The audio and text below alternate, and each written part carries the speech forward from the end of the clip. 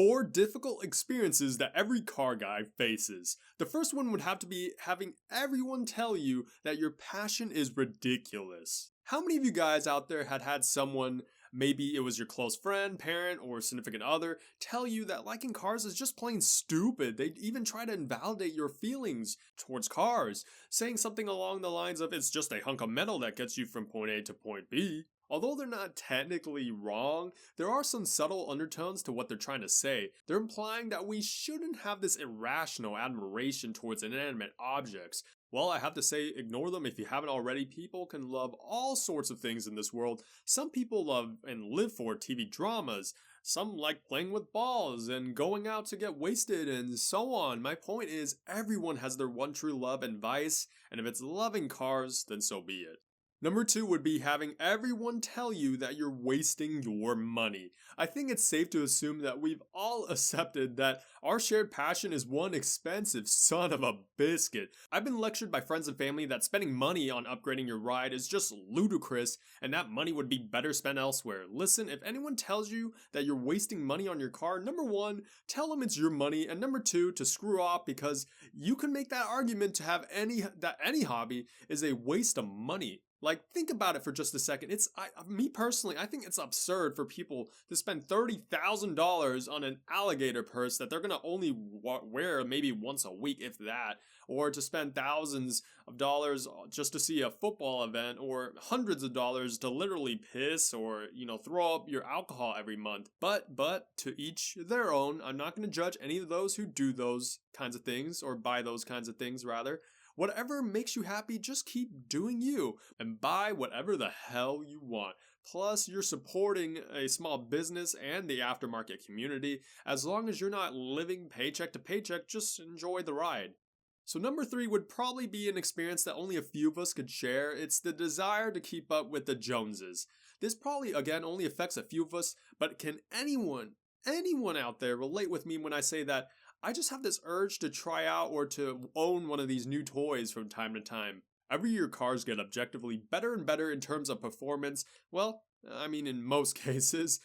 Looks wise, it's debatable. With that said, there were times when I've literally been on the fence about pulling the trigger on a new car simply because I knew that next year's model was going to be so much better in terms of performance or reliability. The prime example that comes to mind would be leftover 2019 C7 Corvette Stingrays. They're now under $50,000 brand new. Chevrolet is trying to desperately get rid of their last few C7s, but the C8 Corvette Stingray is currently out. And it's hard not to at least look at the C8, especially if you're already going to be spending 50 plus grand anyways. I'm inclined to believe that if you're not dead set on saving thousands of dollars, you'd probably end up pulling the trigger on a C8 just to have that feeling of having the so-called latest and greatest. That desire is certainly real, and it's one of the many reasons why car guys go broke and stay broke. If you're genuinely happy with this kind of lifestyle, well then, more power to you. But I hope you're not buying these new toys just to impress others. Number 4, the most difficult experience in my opinion as a car guy would have to be this. It's dealing with egotistical douchebags. So this point has been mentioned before in other YouTubers' videos. Now, I understand there are always going to be narcissistic or egotistical jerks in every community, whether you're into Super Smash Brothers, World of Warcraft, or for God's sake, LARPing. That's just the world we live in. Car culture is certainly no exception. The sad part is, you can almost directly associate a car with the type of individual you're going to interact with. For instance, if you see a riced out Honda, you're going to probably meet an overly confident kid that claims his 200 horsepower Civic Si will smoke at any Hellcat because, quote unquote, power to weight ratio, bruh. Like, newsflash, the Hellcat still has a better ratio. Yeah, sorry, I digress. That was from one of my friends. Anyways, we all take pride in our precious babies, and it's hard not to have our egos attached to our beloved rides. Others may end up just buying high-end cars for the sole purpose of owning a so-called status symbol. Whatever the case may be, losing a race hurts, having people ridicule your car hurts, and sometimes being bullied for no particular reason really hurts. The car community is brutal.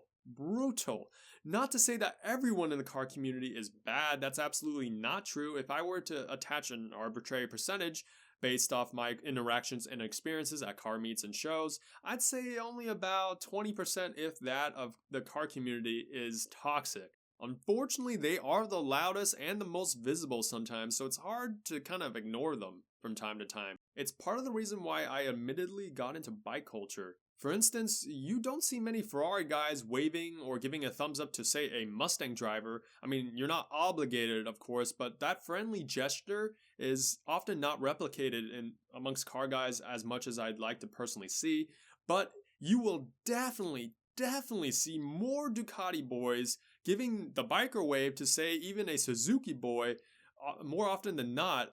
Bikers just have this universal affinity towards one another that some car guys don't seem to project or have. We let our ego get in the way. Alrighty guys, let me know if you've ever experienced anything like this. What other experiences have you encountered that made being a car guy so difficult? Please comment them down below, give me a thumbs up, subscribe, and I'll see y'all next time. Peace.